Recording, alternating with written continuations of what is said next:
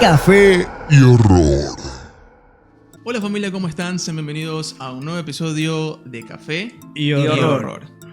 Se materializan hasta los espectros del más allá 100% mandarino. para sacar, su cafecito. ¿Cómo están? Una semana más junto a ustedes. Un verdadero placer tenerlos aquí.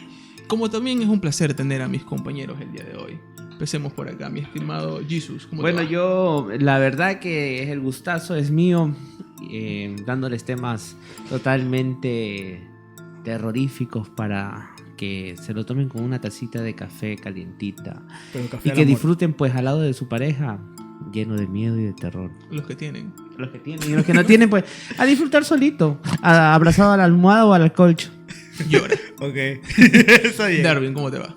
¿Qué tal? Hola a todos, un gusto volver a estar aquí junto a ustedes, esperando pues que este programa, como todos los otros, sea de su agrado, de su interés. Yo creo que el tema de hoy es un poco, quizá no tan terrorífico por así decirlo, porque yo creo que el contexto de todo lo que ha ocurrido alrededor de ello es interesante. Así que, pues bueno, vamos adelante a ver qué nos encontramos. Mi padre, como una persona de mucho temple, siempre me ha inculcado lo de tenle miedo a los vivos y no a los muertos. Y yo creo que el programa del día de hoy va a ayudarnos a entender un poco más esa frase. Y es que quizás uno de los tópicos más intrigantes para la mayoría dentro de las personas que degustan del mundo criminal, ¿no? Analizar estos casos, son los famosos asesinos seriales. Y de eso vamos a hablar el día de hoy. Pero antes hay que recordarle a la gente que este programa llega a ustedes, decir a nosotros, ¿no? Nosotros se lo llevamos a ustedes. Se lo llevamos gracias a Café al Amor. Nosotros ponemos el horror y ellos nos ponen el café. Yo creo que después de una mala noche, de todas las malas noches, una tacita de café es muy bueno. Pero podrían confirmarlo o no. Yo lo puedo confirmar. Para mis jornadas, bien sean laborales o libertinas, extensas, una tacita de Café al Amor siempre me tiene en activo. Pie. Me pone activo. Es ahora el ejemplo. Y no se olviden de que hay todavía un sorteo activo para todas las personas. ¿Todavía siguen este? Todavía seguimos activos con los sorteos. Así que el que más comente en la transmisión en Facebook o en el video completo en YouTube se puede llevar su fundita de Café al Amor. Y en YouTube, aparte del café, también se puede llevar una lectura personalizada completa, de parte del gran Jesus Pipe. Ahora que me acuerdo, alguien se había comprometido en leernos hoy. No, nos comprometimos, pero como no se va a topar nada de temas referente a temas mágicos, entonces el tema que viene la otra semana voy a traer los juguetitos. Me parece perfecto que te desenvaines todos los juguetes. Pero bueno, empecemos con el tema del día de hoy. Y es que, como se los mencionaba, dentro del mundo criminal, los asesinos seriales inclusive llegó a un punto en el que un poco como que se romantizó el asunto, podría decirse, porque al llegar al dominio público, muchas personas comenzaron a tener una especie de fanatismo hacia ellos. Pero antes de hablar de eso, quisiera partir desde lo más básico, ¿no? ¿Cómo surge un asesino serial? A ver, yo creo que la verdad surge desde el núcleo familiar. Uh-huh. Yo tengo un poco de conocimiento en temas psicológicos, uh-huh, y tiene que ver mucho qué es lo que los padres enseñan y cómo corrigen a los hijos. Y de qué manera van a corregir a los hijos. ¿Cuál es la enseñanza que tú le das a tu hijo desde que está desde el vientre de 3 meses hasta 5 años? Tú vas a saber qué clase de hijos tienes. Entonces, ¿cuál es la enseñanza? ¿Cuál es el consejo? ¿Cuál es el ejemplo que uno le da? Dentro del estado ecuatoriano y en el estado colombiano hubo un asesino serial llamado Daniel Camargo Barbosa. Fue un violador y asesino en series, pero venía desde Colombia él. Uh-huh. Ya. Este asesino cuenta en la historia de que, bueno, lo cuenta él cuando ya lo atraparon, 2 policías lo atrapan, de que él desde pequeño fue totalmente, de alguna manera, abusado. Ya, no violado, pero fue abusado psicológicamente. Dice que el papá se había hecho de una mujer que no era la mamá de él. Y esta mujer quería tener una hija, pero en su escasez comenzó a vestir a Daniel de niña. Y hasta el punto que lo mandaba vestido de mujer al punto de donde él estudiaba. Entonces, imaginémonos el estado psicológico que se fue creando en este personaje. Claro, y eso es a lo que yo quería llegar en un principio, y es que si te pones a revisar la historia de la mayoría de los asesinos seriales más famosos, todos, absolutamente todos, tienen una infancia muy dura. Un cuadros de violencia. Cuadros de violencia, abuso físico, sexual, verbal. Y no solamente eso, porque puede ser relativo, muchachos. Porque, a ver, a veces los padres somos como muy sueltos y optamos en decir, no, el chiquito o el pucho, o no, es que es mi hijo, el primero. Y no optamos en corregir en el momento adecuado las cosas que no están bien. Y tratar de, por eso dice, hay un dicho, árbol torcido jamás se endereza. Ah, ok, no lo recordaba en realidad. Y ahorita que vi a las voces de Ultratumba que están bailando, cuando es un baile maquiavélico, ya recordé la canción. Y sí, o sea, son muchas cuestiones, pero te digo, siempre o casi siempre se parte desde la disfuncionalidad. Eso que nos comentas, padres muy permisivos y tal. Llamada desde el más allá, ¿eh? Sí, te lo juro, me están llamando desde el más allá. Paga. No, mentira.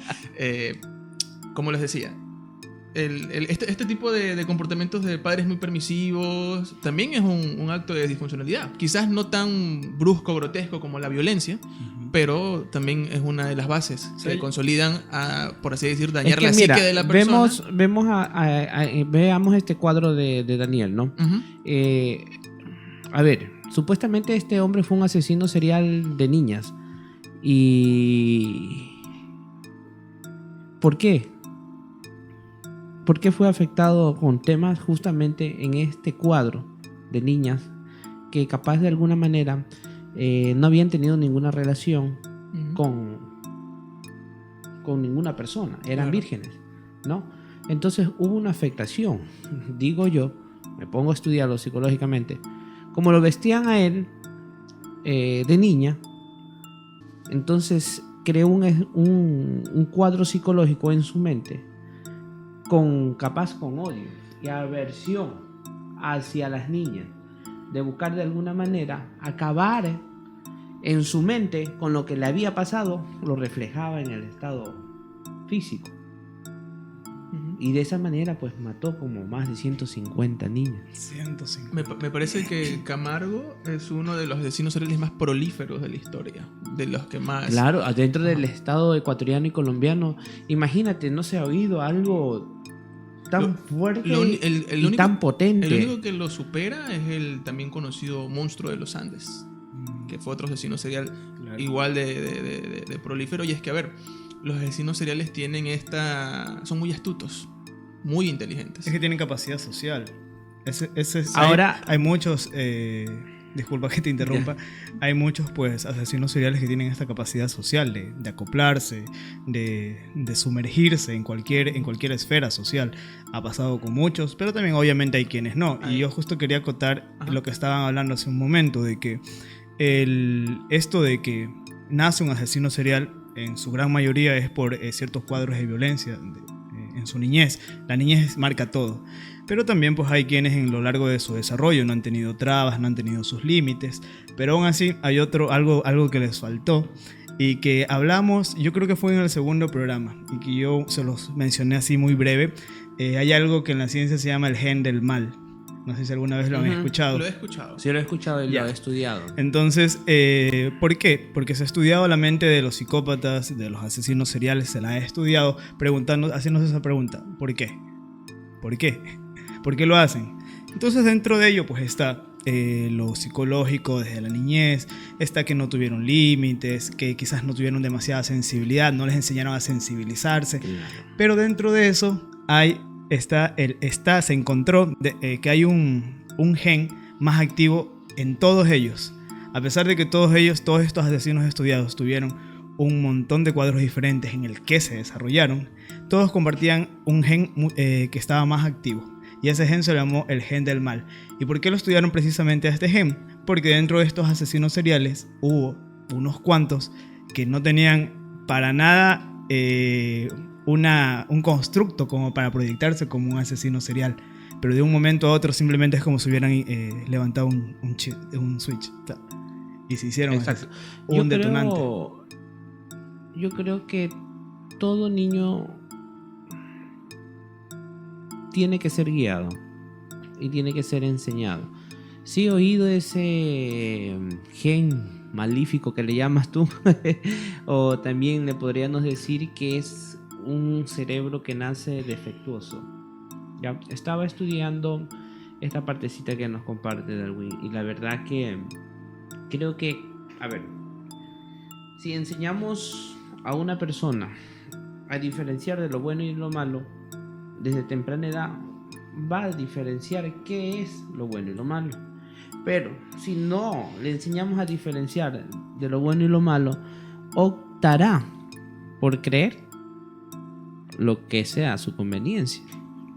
Y si no hay una guiación, pues imagínate en qué puede terminar. Yo viendo el estado de Daniel Camargo Barbosa, la verdad que me sorprende mucho lo que hubo. Justamente cuando él se casa, la mujer le había dicho que era virgen. Y esto cuando él estuvo ya íntimamente con la chica, también fue un impacto total. Y vuelvo a acotar, ¿por qué es que escogía solamente a niñas vírgenes? ¿Por qué es que quería él coger y quitarles la virginidad solamente a estas niñas? Y hay algo más primordial, que supuestamente él utilizaba el tema de Dios, que llegaba a predicarles y decirles: mira, yo conozco a Dios, estoy haciendo una construcción aquí, ven, ayúdame, necesito algo. Hasta les lloraba y les decía a estas jovencitas: vamos, acompáñame. Y las niñas a veces caían. Hay niñas que no llegaron al tope de caer en sus garras porque se dieron cuenta y salieron huyendo, pero hay otras que cayeron. Ya llegaba el punto, las cogía, las asesinaba y las violaba, ya muertas. Y así enterró más de 150 niñas. Y justamente fueron en lugares alejados. Por eso le llaman el asesino del manglar, porque era en esos lados donde él dejaba sus cuerpos enterrados. Pero también pensar en cuánto tiempo tuvo que pasar. No conozco mucho el caso. Sí. Lo he escuchado. Y la verdad que era bien pilas. O sea, ¿cuánto tiempo tuvo que pasar para que uno haga todos esos asesinatos y otro para que lo atrapen? O sea, me estás hablando de 150 personas, no es una cantidad. Hay un punto en donde si la astucia y la suerte los acompaña, creo que en el caso de Camargo fueron como unos 20 años que él estuvo con periodos intermitentes. Porque claro, el asesino serial sabe lo que está haciendo y hay un punto en el que quiere parar, pero es como una especie de adicción. Hay un punto en donde como toda adicción tiene un arranque y asesina personas casi a diario. Como toda adicción. Ponte que a ti te guste ahorita lo que estamos tomando café, no lo podemos dejar. Lo hemos de dejar un tiempito, pero vas a volver mi cafecito. ¿Entiendes? Peor si es el del amor. Es más rico, pues. No me toques ese bar. Ya, entonces, la verdad, el trauma que tenía esta persona en el tiempo que lo atrapan, que lo cogen en sí, él confiesa y da todos los lugares exactos donde él tenía pues los cadáveres. O sea, al final lo terminan agarrando que por coincidencia. Lo agarran por coincidencia porque dos policías, lo ven y se pone nervioso. Y esto alerta al policía. Ni siquiera sabían quién era. Ya, lo alertan porque supuestamente las matanzas de estas niñas tenían la investigación como que eran de bandas. De grupos delictivos, capaz ventas de órganos y cosas por el estilo, ni por aquí, ya, con el tema de qué es lo que estaba pasando. ¿Y ya lo detienen aquí en Ecuador o...? La verdad que creo que lo detienen, sí, aquí en Ecuador, en Quito creo que era, si no me equivoco. Me parece que sí, sí. Puede ser. Y ahí pues dan con los lugares exactos en donde él cometió todito estas perchorías. Pero entonces hasta el momento es como, bueno, con el primero que hemos abordado, ¿no? Es como el asesino serial en realidad es un reflejo de las bases en donde se desarrolla y luego pues la sociedad termina siendo el campo en donde explota lo que absorbió en esta pequeña base, como tú dices, que obviamente es tener esa aversión a las mujeres, es por esa obligación que tuvo de vestirse como mujer, el trauma que creo, o sea, hizo un estigma alrededor de esta figura. Entonces es como un pequeño llamado siempre a ver qué haces, qué dices. Lo que hablábamos hace unos programas, no recuerdo un programa en el que hablamos de nuestros monstruos de la infancia. Hay que saber qué se le dice a un niño, con qué se juega, cómo se lo educa, porque puede terminar pues de muchas formas. Hay una película ecuatoriana llamada Crónicas que está basada en el caso de Camargo. Y de Camargo y también un poco en el del monstruo de los Andes, que está dirigida por Sebastián Cordero y la protagoniza Damián Alcázar, que ahora mismo pues es un actorazo que le está pegando en Estados Unidos, que salió en Blue Beetle. Si es que no lo han visto, él es el papá de Blue Beetle. Gran actor. Es bien cinéfilo ecuatoriano. Es mi actor fetiche, de hecho. Si en algún momento desde el más allá hago una película, espero que sea con Damián ¿cómo se llama el tema? Alcázar. La dislexia. Y decirles también que hay un dato, que antes de que salga Camargo, a Latinoamérica no se le adjudicaba que haya asesinos seriales, porque los asesinos seriales eran dignos pues de Europa, de Estados Unidos. Sin embargo, desde ese momento ya se comenzó a ver que en Latinoamérica también había. ¿Por qué? Porque un asesino serial puede ser una persona que haya matado 100 personas y que no se lo considera asesino serial, porque la idea es que todos los crímenes vayan estén conectados, tengan ciertas características. Porque, por ejemplo, un sicario mata en cuestión de es un cliente, es una orden, pero el asesino serial ya tiene como que conexión entre las víctimas. Por eso es como que se crea hay una especie es que de perfil, lo que pasa o que tipos de perfiles. dentro del Ecuador en el año 1986 no tenían tan claras las reglas, porque a las personas con casos muy graves legales no había para ese tiempo penas de muerte.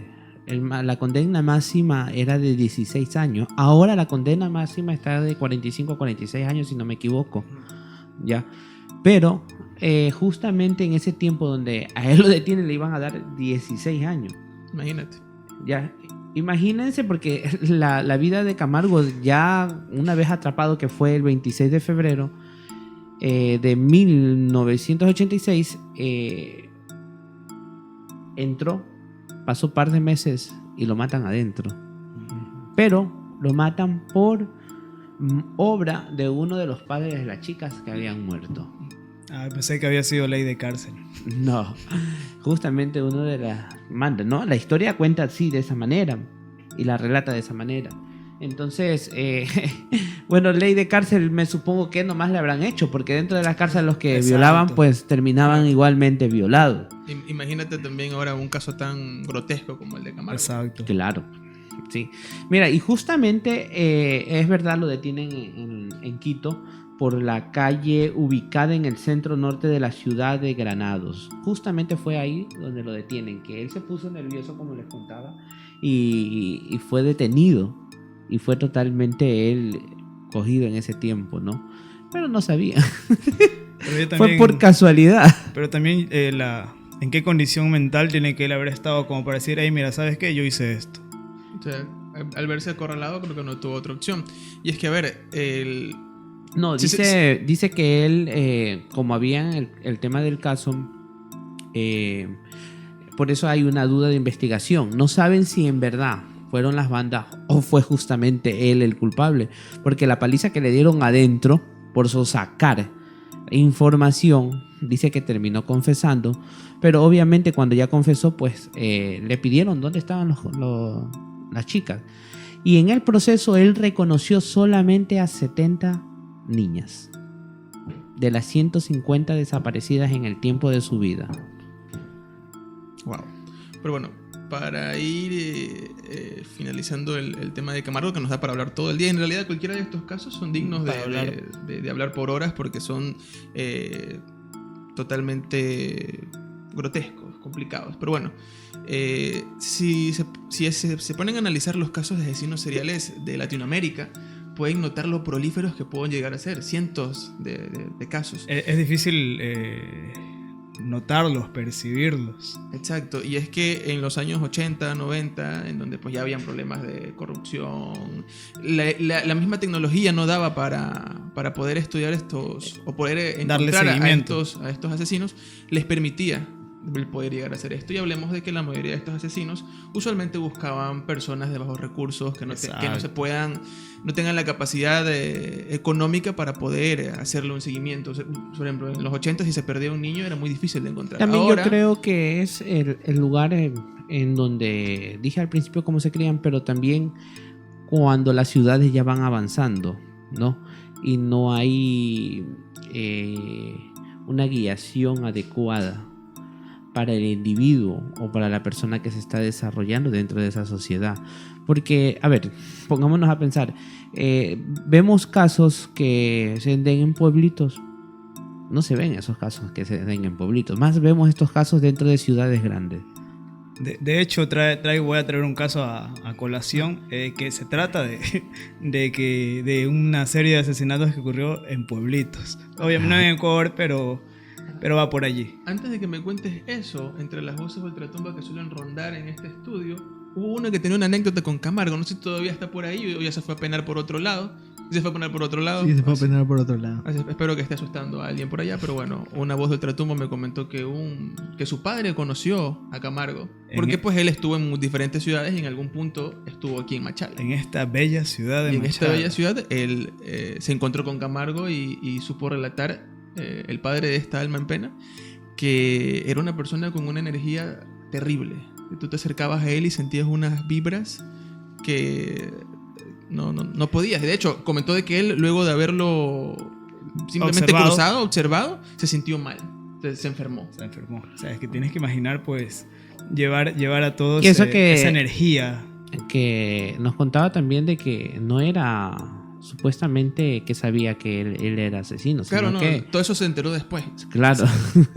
Imagínate, ¿no? La verdad que tuvo que haber tenido una vibra oscura. Que imagínate, digamos que se le atribuyan 150 asesinatos. Y hablando pues de lo que nosotros conocemos, 150 asesinatos. ¿Tú sabes la energía con la que cargaba ese tipo? Es como enfrentarte a un ente pues poderoso, más allá de lo humano que pueda haber sido.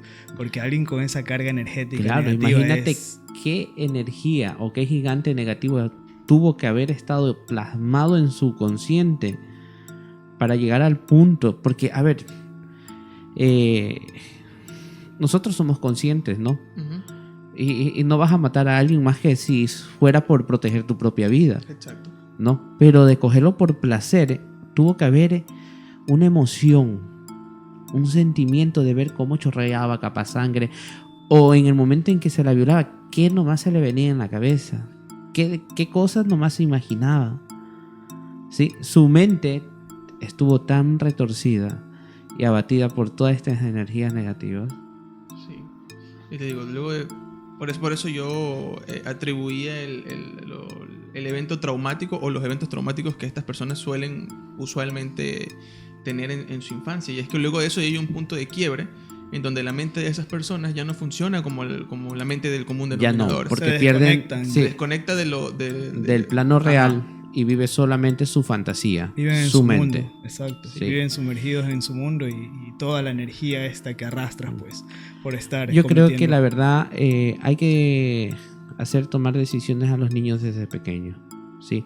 Porque ya en el punto, lleguemos al punto cuando ya van a culparlo, ¿no? Descubres que es un asesino serial, las autoridades los cogen. Estaba viendo yo por casualidad también las inyecciones letales en otros países. ¿Se arrepienten en ese rato? ¿Se dan cuenta? Es que allí ¿entran en realidad? Ahí viene precisamente lo que decía Andrés en un inicio, de que cómo se ha llegado a esta hay cierta etapa de la historia de la televisión en la actualidad de cómo se romantiza a los asesinos seriales, pero el problema de esa romantización no viene que lo romantizan por el asesino, sino porque quizás hay gente que se proyecta con la vida que lleva desde la infancia ese tipo y dicen, lo justifican desde su proyección. Y hay que tener mucho cuidado. Hay que tener mucho cuidado con eso, con lo que nos acabas de decir. Darwin, hay que tener mucho cuidado, la verdad. De hecho, en la peli que yo les recomiendo, que espero que la vayan a ver porque creo que está gratis en YouTube, en Crónicas, a este señor que hace de Camargo, lo detienen por atropellar a un niño. Entonces, mientras él está en la cárcel, comienzan investigaciones por los niños desaparecidos. Y hay un grupo de periodistas de Caracol, de Colombia, que están haciendo reportajes en Ecuador y le hacen un reportaje al señor de que no tuvo la culpa de atropellar al niño. Van a la casa, ven que vive en una situación de extrema pobreza y hacen un tremendo reportaje haciendo que la gente simpatice con el señor que está en la cárcel y pidiendo su libertad, sin saber que él es el verdadero monstruo. Entonces, les recomiendo la película para que vean cómo es que a través de la comunicación hacen que la gente simpatice con Camargo, podemos decirle así, porque no es específicamente él, es un personaje basado en todos los asesinos seriales. Claro. Pero les recomiendo la peli. Ya tienen su recomendación para este fin de semana. Vean ver una buena película. Mi querido Darwin, ahora sí. Tú nos querías comentar un caso muy particular. Claro, cabe recalcar que antes de iniciar la historia de este caso, me gustó porque me recuerda a una historia de mis tiempos jóvenes, que yo cuando joven me gustó bastante esto. Lo primero que empecé a leer fue cosas de vampirismo, licantropía y esas cosas. Y cuando tú estás leyendo esto te encuentras a un personaje muy interesante que se llama Elizabeth Bathory. No sé si alguien ha escuchado a Elizabeth Bathory, que es la diosa del mal. Esta mujer es muy reconocida en este tipo de literatura porque fue tipo, si Vlad Tepes fue Vlad Tepes en mujer, por decir, una asesina serial que disfrutaba de los... Pero a diferencia de ella, es que ella en realidad sí era... Ella no era una reina. Era dueña y señora, claro. Era dueña y señora de cierta población y la gente le temía, pero era porque ella tenía esta fama, pues, y en realidad era así, escogía a los hombres que ella salía y, me lo llevo. Salía de compras, Sí, salía de compras. Y ella tenía este ritual de bañarse con la sangre de ellos, beber su sangre y este tipo de cosas. Y cabe la casualidad que mientras leía, pues para traer información al programa, me encuentro con una diosa de la sangre muy parecida en México. O sea, en estas tierras de esta parte del mundo. Y no es hace tanto tiempo. O sea, yo cuando empecé a leer dije, qué sé yo, tiene que datar como el último programa que hablamos en 1700, pero no estamos hablando de más o menos 1970 y algo por allí. En Sonora, México. ¿De qué trataba esto? Esta mujer, una mujer pues de bajos recursos, pero muy creyente, había tenido un pasado pues violento, como habíamos iniciado, de que muchas personas, estos tipos de asesinos tienen pasados violentos. Conoce a dos tipos de una secta, por decirlo así. Eran tipos que iban por pueblos pobres, aprovechándose, porque literal eso es aprovecharse. Te aprovechas de la creencia de esta gente, y ellos cobraban, o por ejemplo lo que la gente les devolvía a ellos era en favores sexuales y en comida. Ellos se manejaban así, ellos iban de pueblo en pueblo, pero los pueblos más pobres de México. México es un país inmenso y hasta la actualidad tiene demasiados sectores, igual que muchos países de Latinoamérica, donde la pobreza es extrema. Exacto. Pero ellos se proliferaban en estos sectores y tenían ya bastantes adeptos. Y da la casualidad pues que un día esta diosa, esta condesa de la sangre se los topa. Se llevan muy bien porque ella tenía pues estos ciertos delirios de grandeza, se dice que era muy inteligente y a ella le gustaba tener o sentir el control sobre las personas. Y al encontrar a estas personas fue como que, bueno, ustedes llevan un montón de gente, ustedes conocen a mucha gente, pero ustedes me están haciendo caso a mí, entonces yo los puedo manejar a ustedes. Entonces se excitaba con la sensación de poder. Desde allí había partido. Entonces ellos ya no llevaban este culto, ahora lo llevaba ella. y así empezaron a proliferarse. Y ella, en uno de estos encuentros que tenían, porque tenían encuentros, hay un tipo de orgía, por decirlo así. Era los favores sexuales que le hacían estas personas a ellos, pues creyendo en lo que ellos decían, porque ellos se decían ser la reencarnación, ella más que nada, cuando ella estuvo, ella se hacía llamar la reencarnación de la diosa de la fertilidad, que es la diosa de la fertilidad en la cultura maya. Ya estamos hablando de México. Y pues como era la diosa de la fertilidad, pedía los favores sexuales y con base en eso, pues, y cuando tienen este momento orgiástico, qué lindo término me acabas de acuñar. Acuñando términos. Lo utilizaré cuando el contexto lo amerite. Grabando nueva información. Bueno, en este contexto orgiástico pasa un accidente porque como era pues una chocita, ¿no? Mientras estaban todos metidos allí, uno de ellos en pleno acto se golpea, o sea, se cae de donde estaba, se golpea la cabeza y empieza a sangrar. Y ella había estado como que al lado y... O sea, estaba como que en medio de un orgasmo, la tipa, y la sangre la topa, la baña, pues de lo que el tipo está sangrando. Y de allí para adelante, según pues lo que yo leí, pues no lo puedo asegurar, ¿no? Que ella creó una adicción, o sea, le encantó la sensación de sentir, conexión. Exacto, de sentir la sangre correr por ella, sangre caliente y el sexo. Y de allí para adelante empezó la masacre. Se data de que no hay datos exactos de cuántas personas asesinaron, pero por lo general siempre eran niños, mujeres o ciertos hombres de cierta edad. Pero iban de pueblo en pueblo, todos estos pueblos pobres. Y según lo que leía, si se ponen a contar de todos los pueblos que visitó y más o menos las personas que desaparecieron en el tiempo en el que ella estuvo, o este grupo estuvo por allí, serían alrededor de unas 60, 80 personas. ¿Ya? Wow. Entonces, de allí para adelante, ella hizo más fuerte su figura de diosa, porque como te dije, ella iba y se presentaba como la reencarnación de la diosa de la fertilidad de la cultura maya, que es Mitchnice. Es difícil la lengua maya, no sé el nombre, pero empieza con M.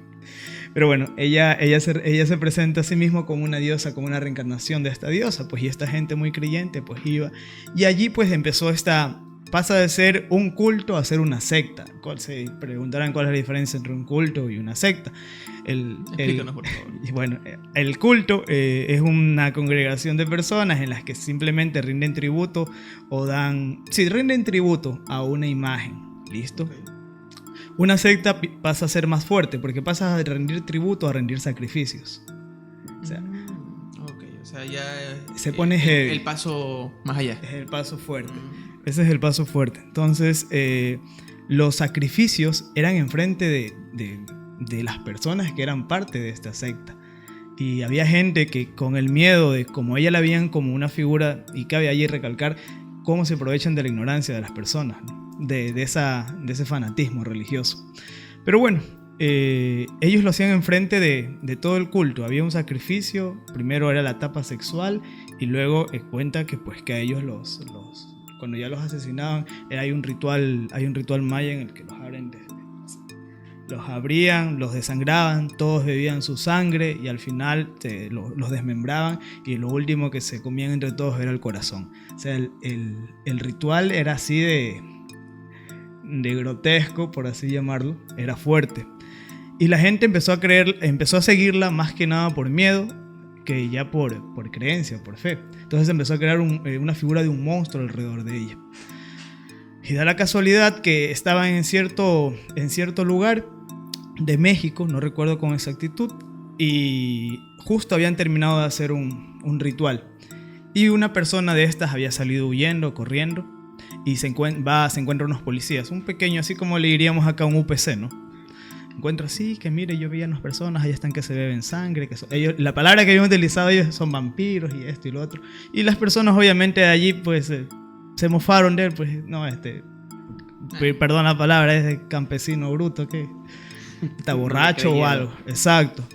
Pero uno de los oficiales dice, ¿sabes qué? Yo te voy a creer, pero te voy a llevar a la casa porque pues, entonces él lo va a acompañar, dice, a ver, ¿dónde fue? ¿Dónde pasó? Y lo lleva donde había sido el ritual, y ya no había nadie. Pero como esta tipa había visto pues que uno había huido, se imaginó pues que iba a regresar con gente. Y allí pues sacrifican a este joven y al policía. Y allí empezó la investigación. ¿Por qué? Porque desaparece un policía que recién había salido con un tipo y van, pues empiezan a rondear el área y los encuentran. Donde habían hecho este último ritual eran unas cuevas dentro del sector. Y bueno, lo que encuentran primero pues son al policía y al joven descuartizados, así como te dije, como acabé de comentar, cómo era el ritual de ellos, así, en las mismas condiciones. Y bueno, luego la gente de los alrededores como la reconocía y sabían que ellos eran nómadas, pues se pasaban moviendo.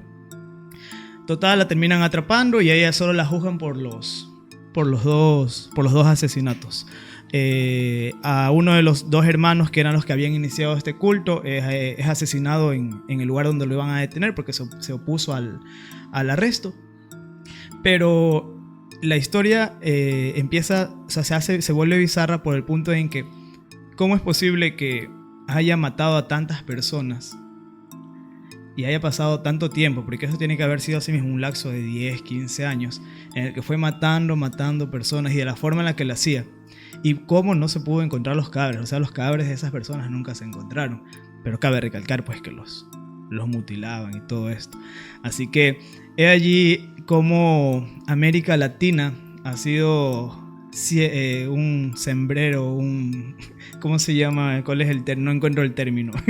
Pero como aquí hay asesinos seriales que quizás no han salido a la luz porque bien falta de investigación, bien no lo quieren hacer porque no quieren demostrar la negligencia que tienen las autoridades para investigar este tipo de casos. Pero en América Latina hay asesinos seriales que no se los conoce, como este caso, yo ni enterado.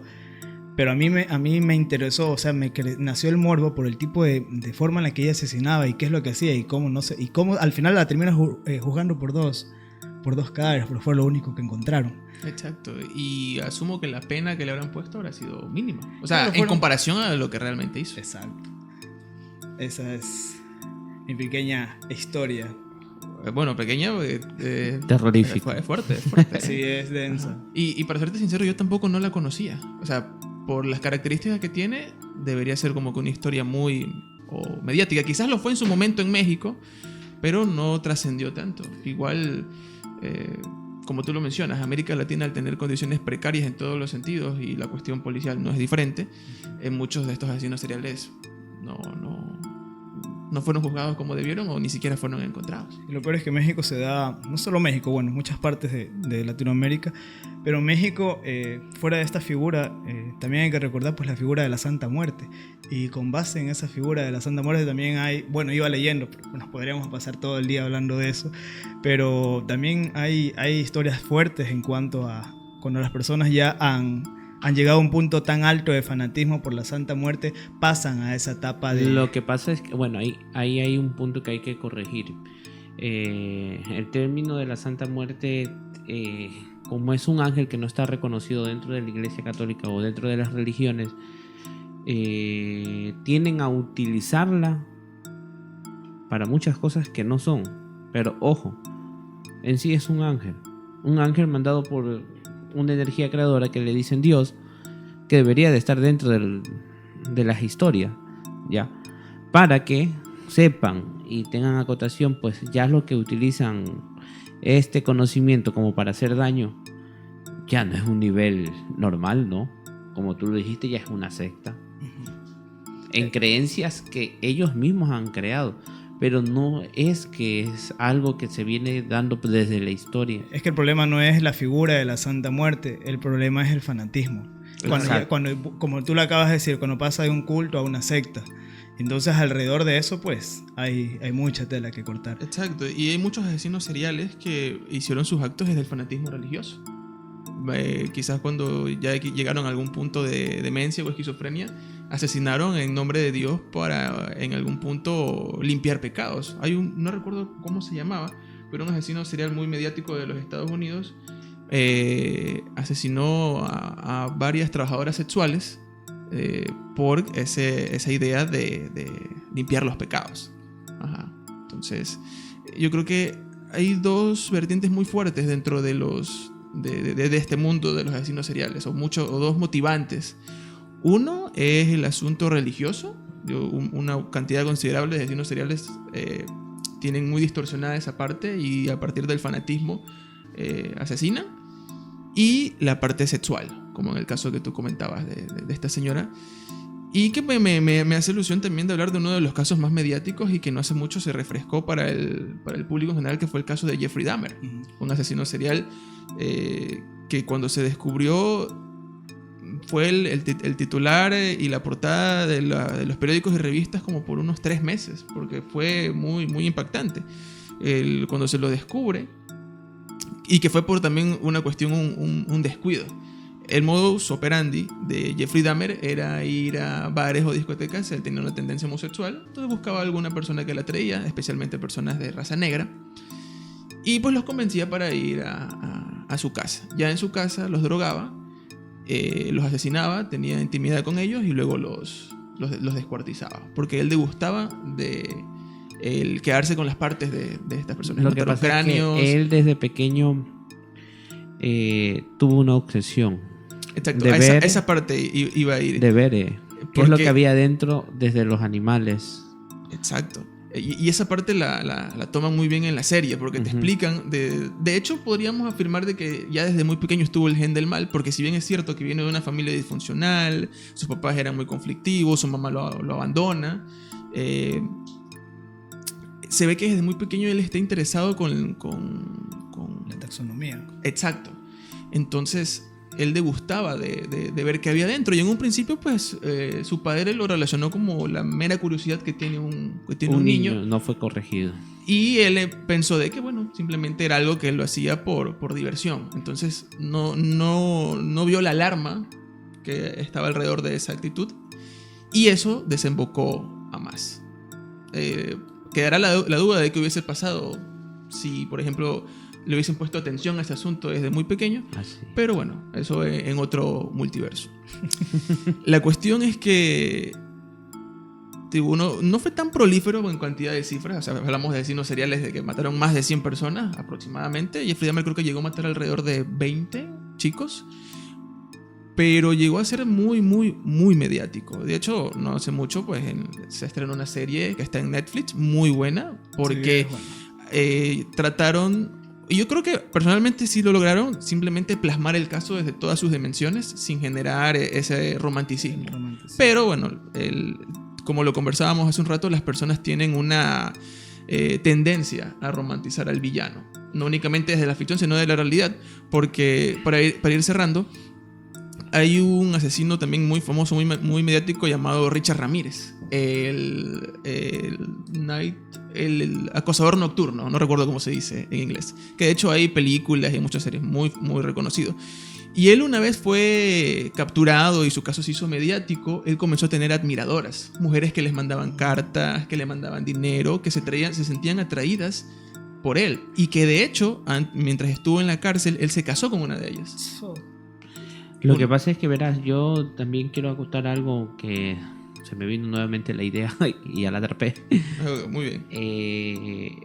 Yo cuando estudié psicología conversé con un gran psicólogo, y hay personas que tienen una fragilidad mental que pueden ser abatidos por estas películas y pueden crear situaciones psicológicas en estas personas. Entonces también referir a los padres que cuidado con los niños, ¿no? No ver ciertas películas o ciertos reportajes que puedan afectar a la psique del niño, porque puede de alguna manera crear futuros asesinos seriales. Asesinos Hay que recordar pues que ver siempre a los niños como una pequeña esponja. Bueno, una gran esponja. Una gran esponja. Exacto. Hay muchas cosas de las cuales los niños de alguna u otra manera tienen que ver, porque son cosas que tiene el mundo, pero es importante de que tú estés al lado para explicarle qué pasa. Exacto. Y tomarlo con toda la responsabilidad. Mira, después de ese tiempo que yo estudié, que ya fueron como 10 años de estudio casi, me vuelvo a topar con la misma palabra de una profesora. Estos temas no se los habla así nomás con todas las personas, porque hay personas muy susceptibles que tienden a sobrepensar más de lo normal y pueden perderse en esos pensamientos y crear miedos y temores. Y a causa de esos miedos pueden crear situaciones de defensa. Actuaré por esto, haré esto, porque no tienen ese control. Entonces, ¿qué quiero decir? Que no solamente puede estar afectando a la población pequeña, que son los niños, sino también a ciertas poblaciones de personas adultas que no tienen ese control emocional de su mente, de sus sentimientos. Claro, hay que tener mucho cuidado Sí. con que te llegues a exponer. Pero bueno, asesinos seriales hay un montón de casos mediáticos y no tantos. Yo creo que, al igual que muchos temas que hemos topado, da para varios programas más. Y dependiendo de cuánto apoyo le dé la gente, los comentarios y tal, yo creo que podríamos preparar un segundo episodio para un futuro a mediano plazo. Y concluir, pues, que al final los asesinos seriales fueron en su momento niños que solo trataban de vivir en esta sociedad, así como cualquiera de nosotros, como cualquiera de los que nos ven. Así que no con eso trato de romantizar, sino que llamo a que si eres padre o eres tío o eres quizá la figura de ejemplo de un niño, por favor, edúcalo bien y regálale a la sociedad gente buena, porque necesitamos gente buena y sana. Que se manejen, yo creo, más que todo en ese amor verdadero y puro, porque tampoco podemos decir manéjate en el amor y vayas a causar daño, ¿no? Así que a cuidar a esas esponjitas chiquitas que tenemos en casa. Todo con mucha responsabilidad. Pero bueno, amigos, ha sido un programa espectacular como todos, pero ya es momento de despedirnos. Ahora sí, para todos. Así que, mi estimado, bueno, ha sido grato contarles de Camargo. Vayan y vean la película. Ahí estará con todos los detalles. Muchas bendiciones. Tendremos muchos más temas interesantes. Cuídense. mi querido Darwin. Bueno, gracias a todos los que han llegado hasta este punto del video. Y aparte, yo quiero invitarlos a que si tienen una idea de hacer algún programa o algo de lo que quieren que hablamos, pues bueno, los comentarios son bienvenidos, son bien recibidos. Fue un gusto, un placer verlos. Síganos, comenten y nos vemos la próxima. Bueno, ya se la saben, suscríbanse al canal de YouTube de Background. Hay muchísimo contenido, tanto de Café y Horror como de todos nuestros proyectos. No se olviden del sorteo que tenemos activo de Café al Amor y por supuesto agradecerles porque este programa está para ustedes gracias a ellos. Café al Amor. Ellos ponen el café y nosotros el horror. Ha sido un placer tenerlos una semana más. Nos vemos la semana que viene. Y recuerde, usted puede creer en lo que quiera creer. Hasta la siguiente semana. Nos vemos, señores. Chau, chau. Bueno, ahora sí, Por fin. a trepar cerros, ya que no puedo trepar en tu ñaña. Tenemos corte. La foto. Demasiado poeta. Permíteme echarle la mano, poeta.